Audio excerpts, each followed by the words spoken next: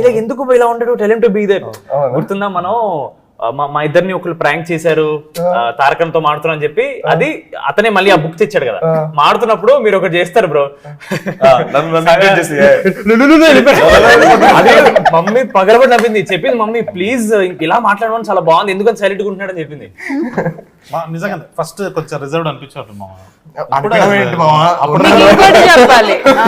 నాకు చెప్తున్నాడు హారిక నేను ఇలా ఉండేవాడిని, ఇలా అయ్యాను, బికాజ్ అలా అయితే మంచిది మన అందరికి, అందరితో హ్యాపీగా ఉండొచ్చు, నువ్వు అలా అవ్వచ్చు కదా. ఇక్కడ చేంజ్ అయ్యి ఇప్పుడు ఈ సినిమాకి మళ్ళీ అక్కడ కూడా చేంజ్ చేద్దాం.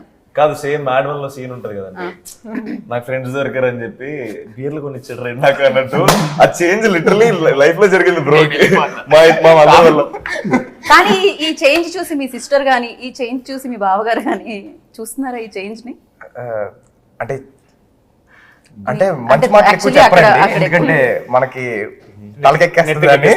తలకెక్కేస్తుందని మంచి మాటలు ఎక్కువ చెప్పరు, చెప్తారు కానీ ఎక్కడ చెప్పాలి, ఎక్కడ దాకా కట్ చేయాలి అక్కడ దాకా కట్ చేసి ఆ తర్వాత నన్ను రుద్దడానికి ట్రై చేస్తాను.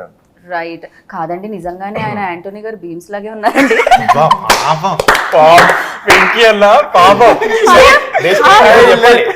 నేను ప్రీ రిలీజ్ లో చూసాను వెంకీ అట్లూరి గారు, అక్కడ క్లోజ్అప్ పడింది, దాని తర్వాత సినిమాలో చూస్తుంటే బీమ్స్ గారు లాగే అనిపిస్తున్నాడు తనైతే.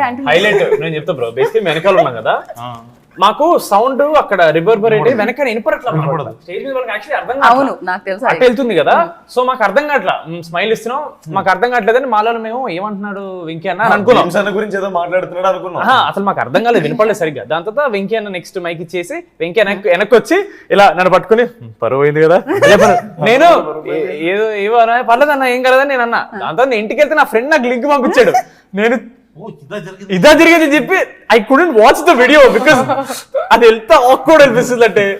కాదు, ఆయన అనడం బాగుంది, అన్నిటికంటే హైలైట్ ఏంటంటే పరుగు పోయిందిగా. హైలైట్ కాదు, బైక్ కూడా బీమ్స్ కదా.